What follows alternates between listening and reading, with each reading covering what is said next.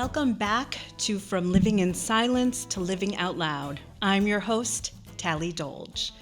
Today we're going to dive into a conversation that most of us in our lifetime will either deal with personally or, of course, know someone in this capacity.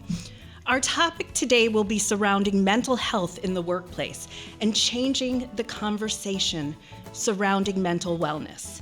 This is a conversation that I personally had many sleepless nights over and had many days where I didn't know if I was going to be able to make it into work. So I've seen firsthand some workplaces that have done some incredible things to support mental health and wellness and their staff and leadership.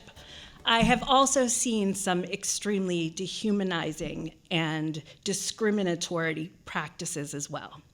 But today, we're going to focus on how we can improve the system and get workers the right resources they need to be healthy and productive and feel supportive and heard.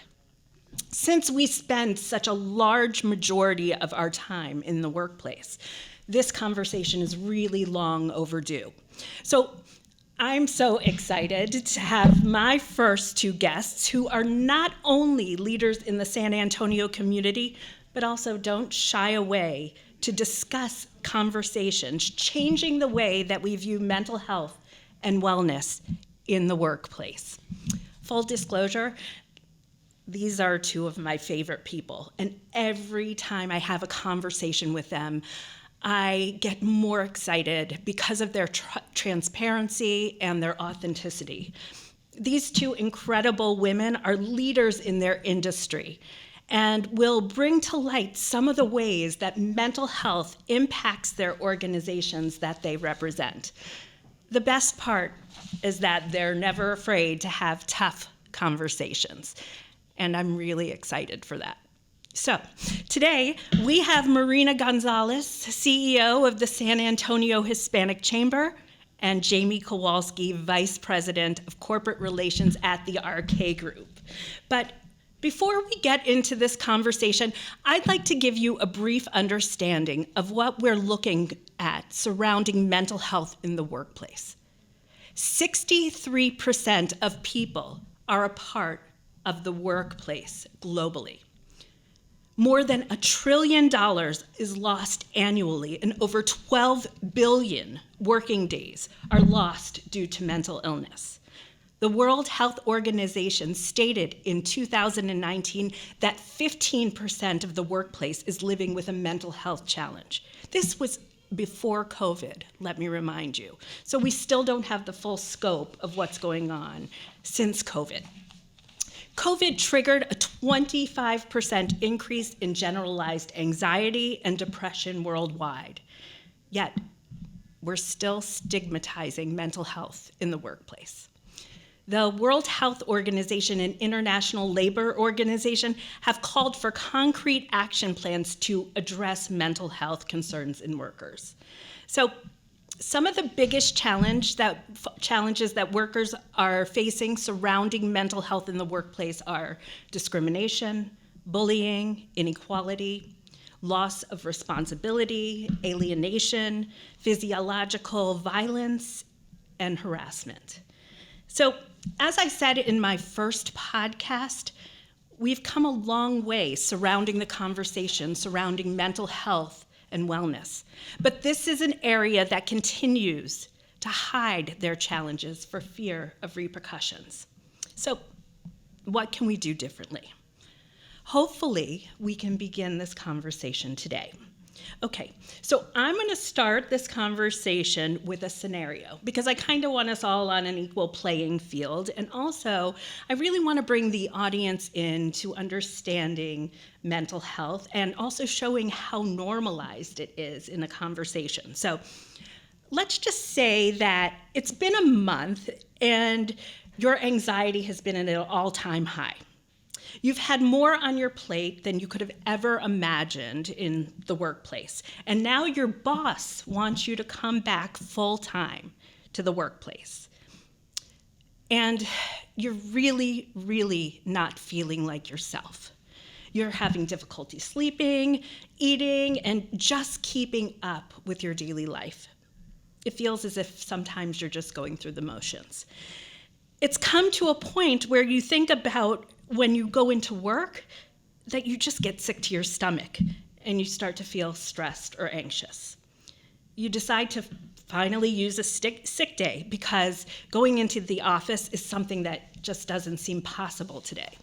So you have a hope that this day of rest will renew your strength to get back to the office.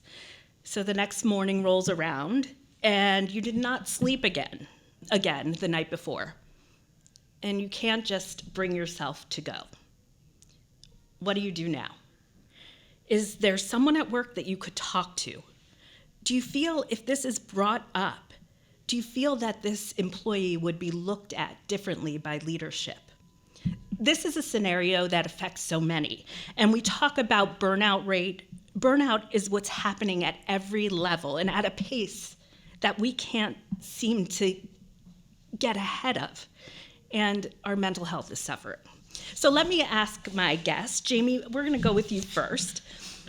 How would you suggest that an employee should address their leadership over a mental health and wellness concern like this one? And my second question that follows that is, do you think leadership will listen and not penalize the employee for bringing this to life? It's a difficult scenario for anyone to be as open and honest, to have that conversation, knowing that living in that fear of being stigmatized. I would hope in this situation that the employer is someone that you can be open and honest with, to say, this is what I'm struggling with, and let's figure out a way that we can help that. But it's overall just giving someone that space to be able to have that conversation and voice their concerns should be the striving for every employer in every leadership position, is knowing that you can have an employee that can come to you and say, I am struggling, I need your help. And how can we fix this? And still be productive and still come into work or take care of the job that you're doing, so that you can feel productive and bring home the paycheck or whatever it might be. Yeah, absolutely. And I think that this is something that a lot of people are grappling with on a daily basis. Marina, what about you? Yeah, no, I mean, this scenario is heartbreaking. I think so many of us have either seen an employee or colleague go through that, or maybe going through it ourselves, right? And we need to be very cognizant of that. It is our job as leaders to create a welcoming environment. And to Jamie's point, as leaders, I would hope that when you back up into the policies and procedures that you have as an employer, that those support this type of scenario in a healthy and productive way. It is to no one's benefit to push your employees into burnout or to not support them through a hardship, just as they would with any other illness that they might, or ailment that they may have. For example, gosh forbid that the scenario was this person was in a car accident and broke their leg and couldn't drive to work, right? They didn't have the ability physically, so you had to make an accommodation and say, you know what, work from home while you are recuperating physically. To me, I view it the same. Mental health should be viewed in the same light, that if you're struggling, we need to be able to address it as such, but we also need to respect the employee's privacy. So for me, the scenario first and foremost is, have I created a welcoming environment in which we can have the conversation, a rapport and respect, a mutual respect, respecting environment, to where this employee knows if they come to me in confidence and share what they are comfortable sharing, right? Not me pushing for answers or asking or violating HIPAA laws. Let's think about that for a moment. I'm sure we'll chat about that too.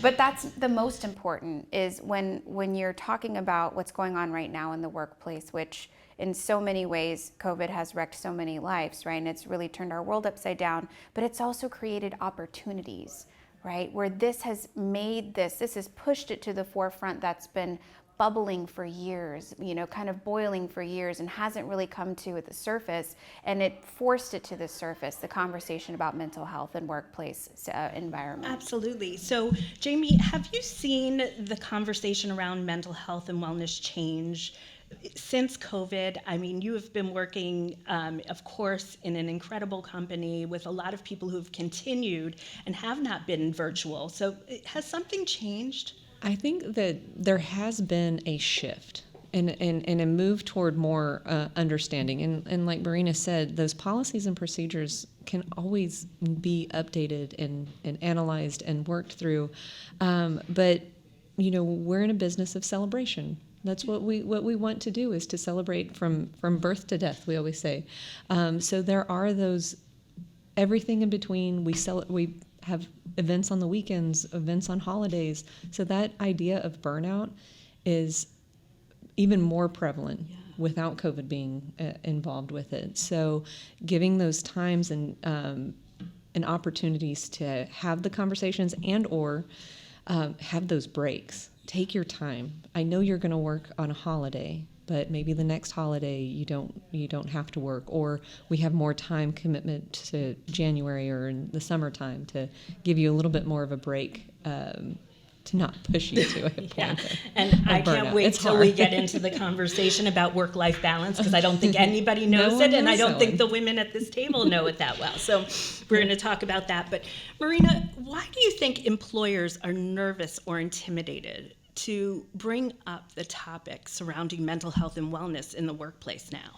Yeah, I think I would answer that in two parts. One with my attorney hat on, which is we're always cognizant of, as employers, as the risk to monitoring the risk to the company that you're running or responsible. Whatever your respective role is, you've got to make sure you're protecting the organization and protecting what you're all striving to accomplish there. And so I think there's probably some fear there of not knowing where those boundaries are, of what you can ask, what you should be asking, what you should not be asking, what may create a hostile or a discriminatory environment, for example, by asking the question.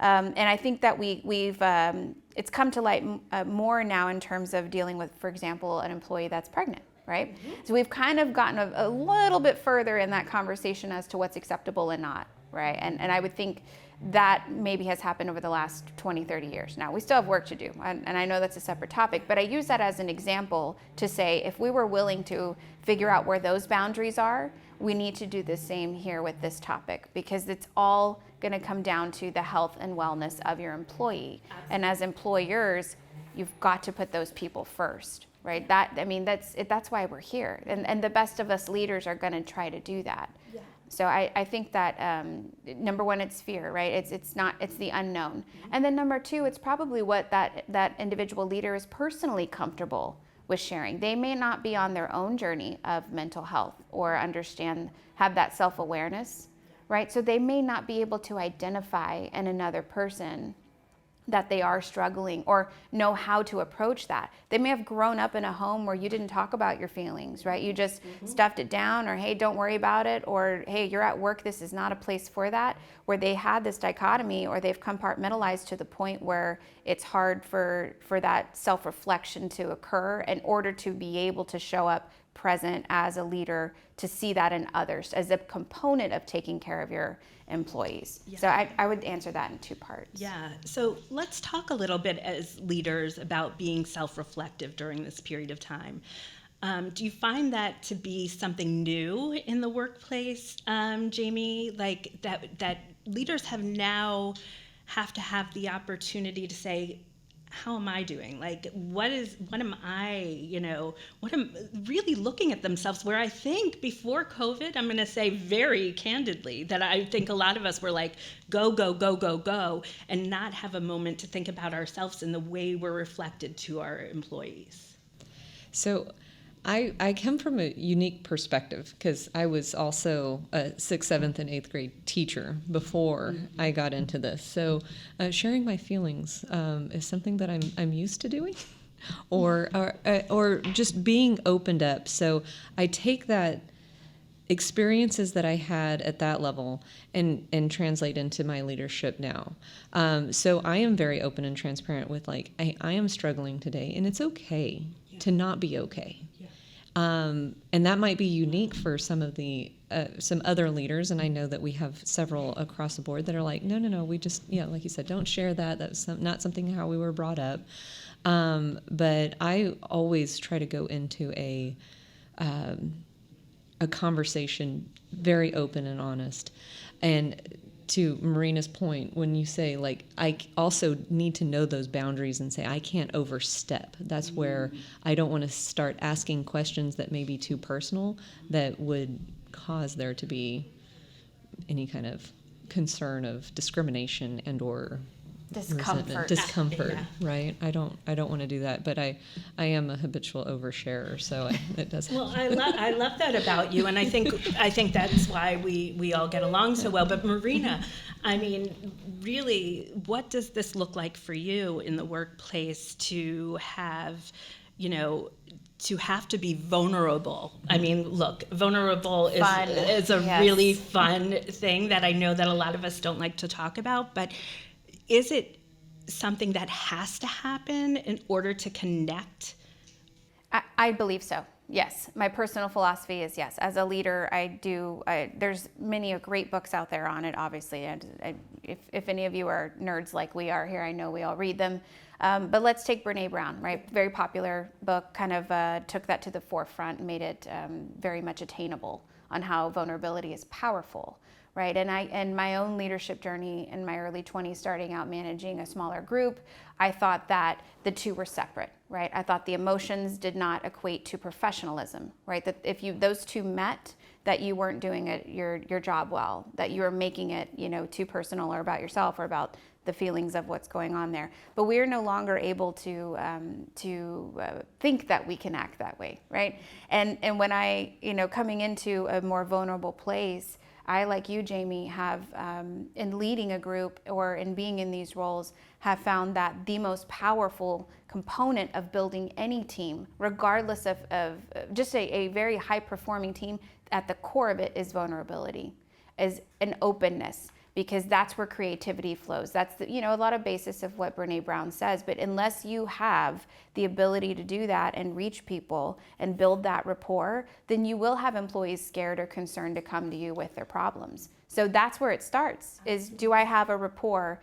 with this person where they're gonna feel safe, where I've created this environment where they can come in and close the door and say, hey, I gotta share this with you, I'm struggling. Well, to that point, 12-year-olds and 25, 30, 40, 50-year-olds are all pretty much the same, right? Yeah, like we're all they human. need to know that they can approach their leader Absolutely. in a way that is going to be listened to and going to be respected, and in doing that you have to be Well, with that two-way street to wonderful that. comment, we're going to take a quick break and then we'll be right back. Thank you. Thank you.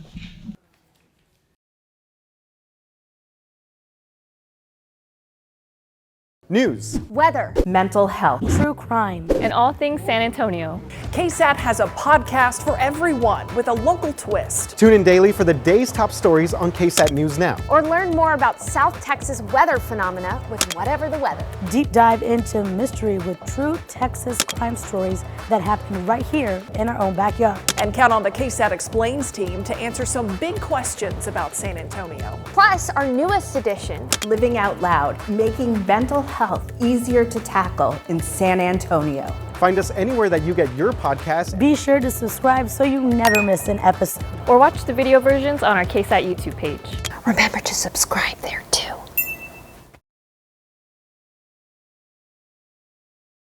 All right, welcome back to From Living in Silence to Living Out Loud. Now we're just going to get started again. Really, I want to start to address mental health, the way we address physical health in the workplace. This is something that is long overdue, but is something that's still not being done correctly. Again, it's, Marina, based on the fear that you had discussed, but what are some things in some ways that we can start putting mental health on the same playing field as we do physical health? So again, giving you an example of this is if we have somebody who works for us who has been diagnosed, God forbid, with cancer. The way we handle that in the workplace is with such love and compassion, and we really show up for that person. But what happens when you have somebody come in and they're honest and open and say, you know what, I've been dealing with depression. I haven't been able to get out of bed the way I used to. What does that look like? And why are we not looking at it in similar circumstances as if somebody was telling you the same compassion? I think that's the big word here. Are we being compassionate towards people with mental health? So, Marina, I would like to start with you. Yeah, absolutely. So this I think is where it starts, right? Those conversations, but also the approach and how we're viewing mental health. It should be, it is physical health. Your brain is part of your body, right? And that's the argument that's been made, and it makes a lot of sense to me. I've also, seen many a struggle in my personal life and family life and work life with mental health issues. So there should be compassion. I can't answer why other people don't see it. For me, that's really more that self-reflection piece. I think there will always be some people that maybe just don't get it, just in the way that there are some people that won't be compassionate to a coworker that does have cancer. Maybe they think, well, you know what, you work here, you should get your work done, period. There's always going to be a group of people that think that. So I think we focus on the positive and we focus with who we can work with, which is, I do think, the majority of people. And now, like I mentioned, with pandemic giving the opportunity to open that door, now's the time to do it, right? This important conversation, which I want to thank you for not only having us here today, but for having this topic front and center, because it's these conversations here and the people listening that are going to hopefully take that and take it to the next level. And I know you have your question. I wanted to touch on kind of how you address it first, which is that environment in your work environment. The easiest way, from my opinion, is where to start. Look at your employee handbook. What does that say? What does that say? Are you requiring people to give you a doctor's note every time they're out for an extra hour? Are you requiring after a 3-day leave that they explain to you why? Are you that type of leader that wants to know why, or maybe you're being a little nosy? Because the way I think is a healthy approach, and I'm no HR expert, and I'm not giving HR advice, but I'm giving my experience and what I've found to work best for our my team members and who I've worked with, is maybe you don't have particular designations for why people are in and out of the office. Why are we still doing this? Why are we saying this is a sick day versus a vacation day versus a paid time off day versus a holiday versus a mental health day? Versus a mental health. So in other words, instead of requiring that we add mental health day as a component, why don't we just have paid time off and let that employee feel comfortable using it as they see fit as an adult? Right? And if you hire people that do abide by the mutual respect and are a good member of that environment that you've created and aren't going to abuse those policies for any reason, then you won't also have to ask those questions that would get you in potential trouble from a HIPAA perspective, or won't get you into an uncomfortable conversation for your employee that you're asking them why they're coming in and out of the office. That's how I handle it. I think removing some of the barriers that come with mental health, just in general, is giving access and opportunity to be able to go and get help.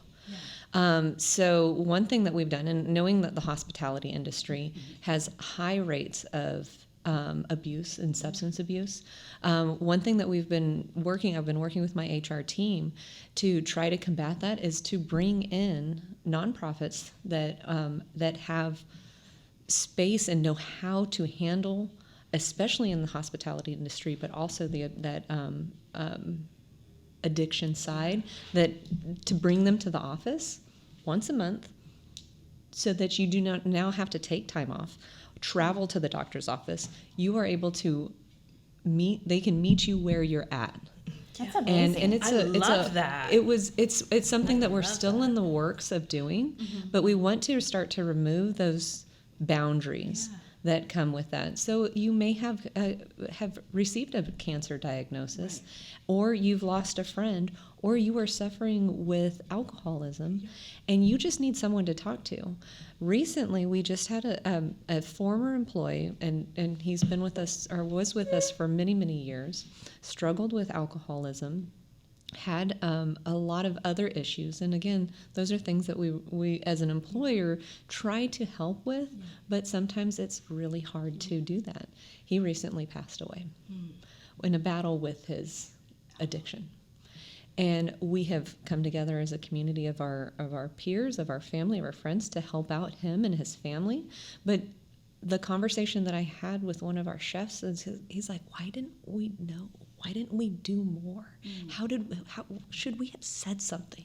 And I was like, if we start playing that woulda, shoulda, coulda game, that's when we'll suffer, I guess, and just make ourselves feel worse about it. But at the same time, if we had those barriers removed for him so that he knew that it was a safe environment for him to go and talk to someone, and maybe we would still have him alive today, you know? And unfortunately, we can't, back to the future and jump in a time machine, but moving forward, we can see those problems, meet them head on, and fix them for the future. And probably do something different. Yeah. I mean, I think that's really what we're looking at right now is what can you do differently, and what you just said about really taking a nonprofit that may have the understanding on the outside and having them come in and just having a discussion and having a conversation. That's so great. That's a new way of doing things. We can't do things the same way. We just can't. And No, a lot of the cannot. times, like coming from education, go talk to HR. Yeah. Go talk to a counselor. We have them there, but that's not what their specialization is in. Yeah. And I can, as a teacher, go and talk to our counselor, or as an employee, go talk to my HR. But they're really like, well, we've got your benefits package and everything put together. Here's a 1-800 Here's a number. 1-800 number. But you're still going to have to take time off of work. You're still going to have to go and travel. And so let's, as a collective, kind of start to have that conversation. You're right, to remove those barriers. I think You're that's bringing really- the resource to the workplace, which totally is huge. are. And that's one of the things that I wanted to ask you both is about new resources. What are the resources that you're providing now?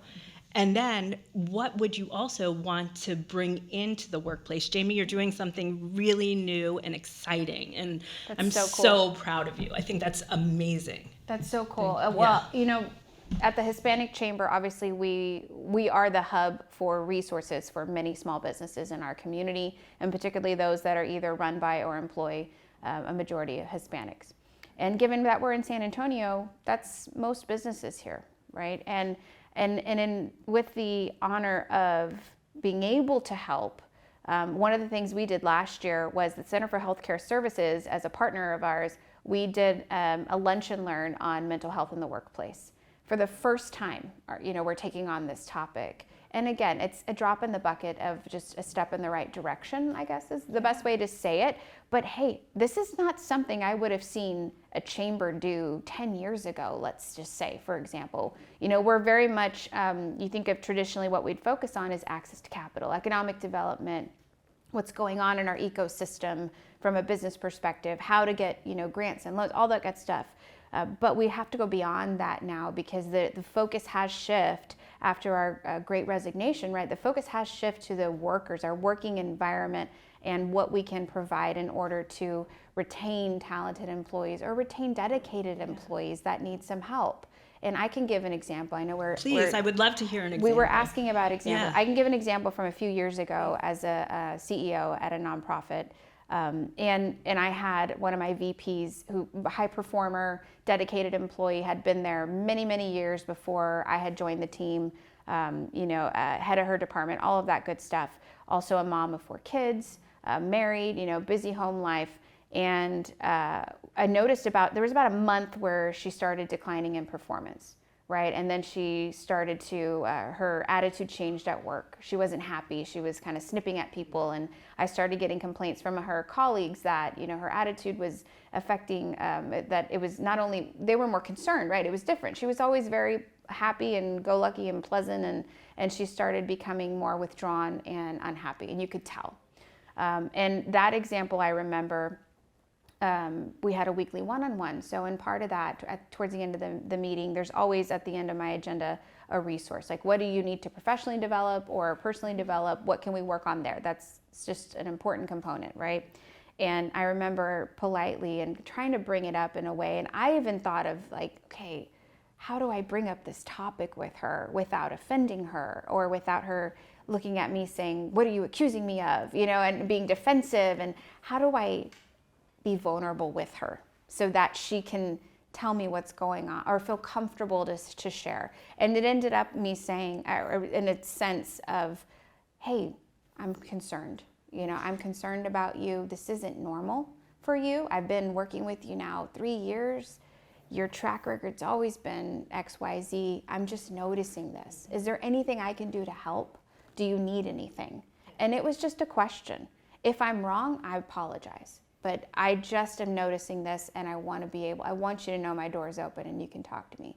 And, she broke down in tears and just finally told me she had lost a family member that was extremely close to her, and that she had to plan all the funeral arrangements, that it kind of all fell on her as just that she was that role. She played that role in her family life.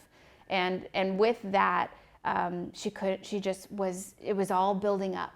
And I always use the analogy like a game of Tetris, right? Towards the end, when it's just all stacking up and you're about to hear that, game over, try again. And I felt that for her, and she had a bit of release, but she also said, I just can't do it anymore. And so what do? What I could do at the time, I said, take the rest of the week off. You take it off. Take time for you, take care of yourself. Do you need any resources or anything I can do? I mean, obviously you can't book someone's doctor appointment for them, and you're not going to tell them where to go, nor am I qualified to tell people, right, what resources they need. But if they're asking, then we want to be sure that we can have some sort of pathway, to Jamie's point. If we can offer it, then how do we make it as easy as possible? That's just one example of checking in with someone, right, that when you notice the performance is off, versus I think a more punitive approach to performance that I've seen at in other working environments, which is, well, your performance is dwindling, therefore I'm going to reprimand you. Exactly, right? Exactly. But the way you just addressed it was It's a question. humanizing. So let's I was talk going to bring that up because I know we Humanizing. talked about it before. It's like, really, if you take that humanization yeah, that's a word. approach to the way you approach an employee, you approach. I even say when I'm driving and I'm mad at someone, I'm like, okay, maybe they're going through something right now. Let's reel Instead of the road rage. instead of the road rage. It helps. Oh, me. that's nice, Jamie. I'm glad that somebody is like, I'm sorry about the other person driving. No, I hope you're doing okay. But when you really take into perspective, like, everybody knows someone that has been affected by cancer. Everybody knows someone who has been affected by mental illness. We sometimes choose not to see it. So sometimes you just need to say, like, okay, well, maybe it was my cousin or my friend or my XYZ that was affected by this, and have that empathy enough to respect your employee or your employer enough to share that. And that was beautiful. I mean, that's the best approach. I love that idea. I might steal that from you. Is just in every performance review, what can I do to help you be better? Mentally, physically, and have that to just have that conversation. And there was no blame. No. And I think where it comes Right. to when we watch somebody shift in personality, the first thing we do is to say, oh my goodness, they're just not performing. So what are some other ways? And just what you did right there was have a real transparent conversation and just said, I'm worried about you. So that in itself will also keep that employee engaged and also feel valid and valued. Yeah, like in their own struggle. So I mean this is exactly what it is. To look at mental health a little differently, to look at the way we have conversations with people, even our friends and our family these days. We don't know the struggles that people are having. We all have come out of COVID in a different way. And we're changed because of it, whether we want to admit it or not. We have to know that we're changed, and sometimes for the better. Like, I look at us and I think that there is more compassion in the world. There's more understanding about mental health and wellness, and I'm so proud of those things. But, what other things can we be doing? So I want to take us to just one other thing, and the thing that I want to talk to is work-life balance. I talked about it before. Dun, dun, dun. Dun, dun, dun. There's no such thing. There is no such thing. But I mean, I think what we end up saying these words a lot of the time. We talk about work-life balance. We talk about burnout. we keep saying these things, but do we ever really like explore what that's really about? So, Jamie, if you could talk a little bit about work-life balance for the way that maybe you model behaviors with that. I think that's a big thing in the workplace, is how leaders model what work-life balance looks like. So talk to me a little bit about that. I mean, and it's hard to see the differentiation. So we're in a family-owned business, so it's one of those that life is work and work is life at some point. But suggesting and letting our employees know that it's okay to take your you time. Yes, you want your employee to be the best that they can be. I also want to be the best employee that I can be, because I'm working alongside them as well, and going and running and picking up the kids and dropping them off and going to doctor's appointments, and all that is what we have to do. Yeah.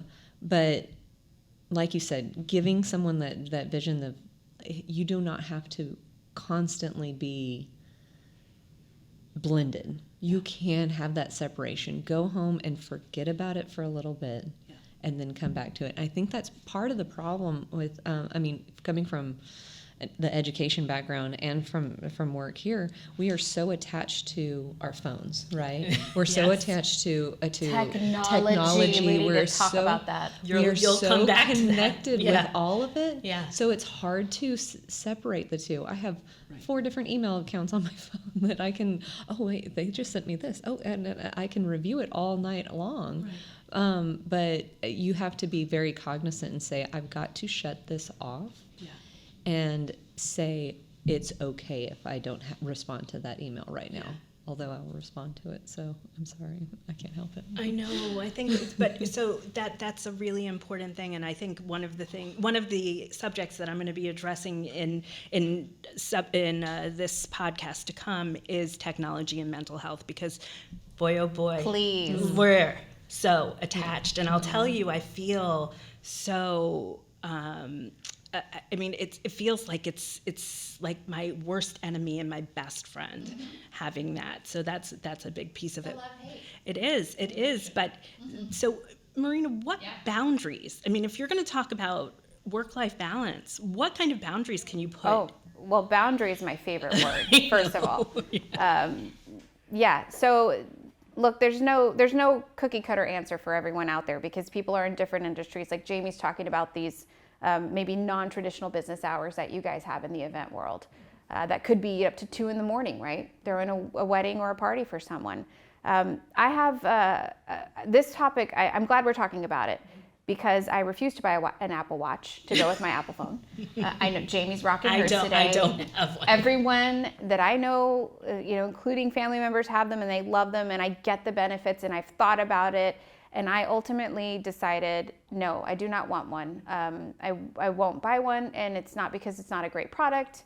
Don't sue me, Apple, you're fantastic. But I think you're doing okay without me purchasing one more. Especially in the job that I have right now that I love, is in the chamber world.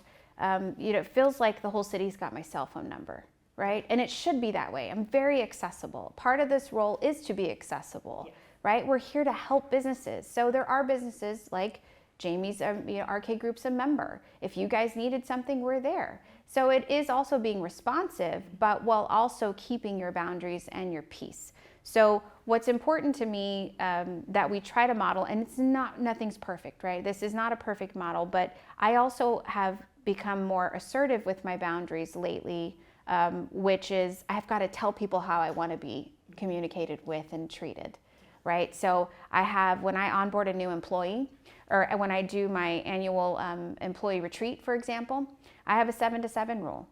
If it's 7 a.m. to 7 p.m., feel free to contact me, call me, text me, all those fun things.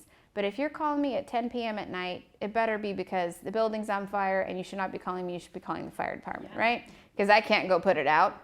But thank you for letting me know. So I try to emulate that, and I really try to lead by example. I also have I've found creative ways, especially with this workforce, our workers that we have, or maybe our younger workforce that have these demands. There's so many articles about that, that if you think you're going to come run your business the way you did pre-pandemic, you're nuts. It's not going to work. You've got to change or get out of the way.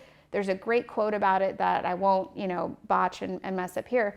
But that 7 to 7 rule is one of them. I also, Sundays are sacred, not just in a religious way, whatever you practice out there, but sacred for self-care. Self-care Sundays, it's simple to say, but it's harder to do. But that I have a hard rule on. There will be no work calls on Sundays unless, of course, there is an extenuating circumstance of which I have yet to Jamie, find. what kind of boundaries do you set up before we end? Do you put any boundaries? No, I agree with the 7 to 7. That's a great idea. We try to adhere to like the business hours, but you never know when there is an emergency. I need you to feel free. One thing that I have done on my phone is put the bedtime at 8 o'clock. Oh, yeah. That's a So good that one. no one Do can not do not disturb. That has significantly helped me to be able to say, now I know I've got the visual reminder to stay. Wow. So maybe it's how technology can help us.